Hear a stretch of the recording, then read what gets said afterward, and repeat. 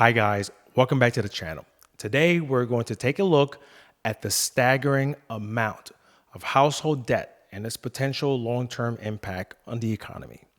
In the latest quarterly report on household debt and credit, the Federal Reserve Bank of New York revealed a significant increase in total household debt, which rose by $184 billion to reach a staggering, you ready, $17.6 trillion. This surge underscored the growing financial burden faced by American households across various debt categories. The heavyweight champion, mortgage debt, continues to dominate the landscape of household debt. In the first quarter of 2024, mortgage balances increased by $190 billion, bringing the total to $12.4 trillion, okay? Now, here's a fun fact for you. If you start to count now, if you take 1 trillion and you start counting seconds, if you go backwards, that would equate to about 30,000 years before Christ, okay? Let that sink in for a second. 1 trillion. We're $17 trillion in household debt, all right? So just to give you guys an idea of the amount of debt that households in America are holding right now, all right?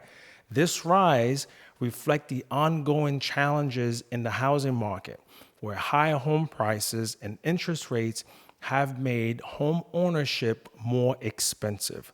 Despite these hurdles, many Americans are still pursuing the dream of owning a home, contributing to the substantial growth in mortgage debt.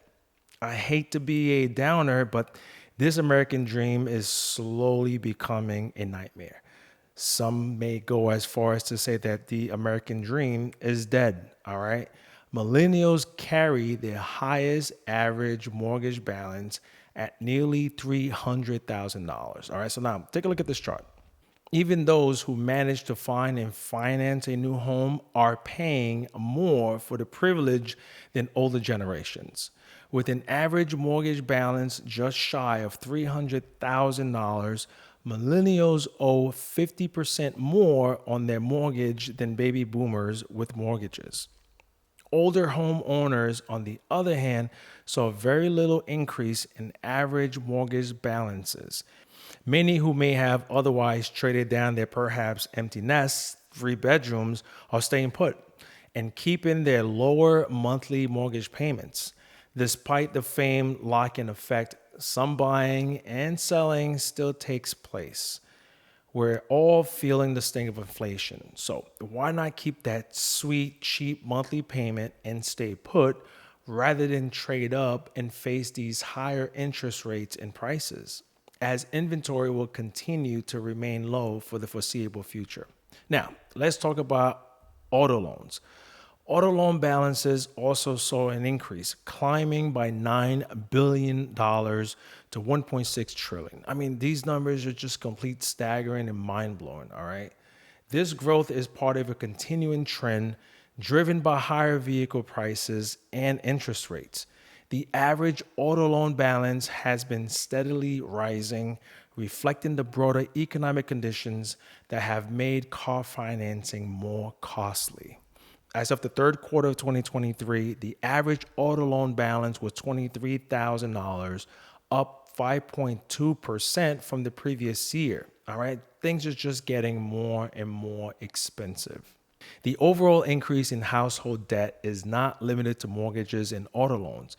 Other forms of debt, including credit card balances and home equity lines of credits, HELOCs, have also contributed to the rising total. Now, HELOCs are completely predatory. I would stay away from them. Now, HELOCs, they are basically 30-year term loans. However, for the first 10 years are interest payments only. So for the first 10 years, all you're doing is just paying the interest. You're not even touching the principal. After the 10 years, so then you have 20 years left, then they recalibrate your loan and come down with a monthly payment, and then you start paying down some of the principal balance, all right? Now, credit card debt in particular have seen significant growth, with balances increasing by $50 billion to $1.3 trillion. I mean, these numbers are crazy. In the last quarter of 2023, this rise in credit card debt highlights the financial strain many households are experiencing as they rely more and more on credit to manage their expenses. Consumers appear to be in a solid position to continue spending and supporting growth in 2024, even as the climb in credit card debt has some ringing the alarm. Many economists believe, when adjusted to account for the rapid income growth over the last couple of years, overall debt loads still sit below their pre-pandemic levels and remain historically low. I'm actually curious. Have you guys experienced a rapid growth in income over the last couple of years? Because I really want to call BS on this one. I believe with inflation reaching where it is right now, more and more people are struggling to make ends meet. Thus, that's why we're seeing a $50 billion increase in credit cards usage by households, basically. All right. The increase in household debt has both short-term and long-term implications for the economy. Now, let's talk about the short term. In the short term, higher debt levels can boost economic activity by enabling more spending on homes, cars, and other goods. However, in the long run, high debt levels can become a drag on economic growth as households need to allocate more of their income to debt repayment, reducing their ability to spend on other goods and services. Policymakers and financial institutions are closely monitoring these trends to mitigate potential risks. Measures such as better financial sector regulations and effort to reduce income inequality can help manage the growth of household debt and its impact on the economy. The latest data on household debt paints a complex picture of American finances. While the increase in debt reflects a robust demand for housing and vehicles, it also underscores the financial challenges many households face.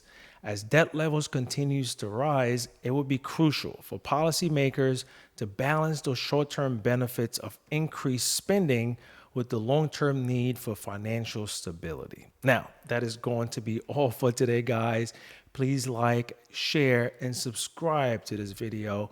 And please let me know what you think in the comments below. All right, so until next time, I will see you soon.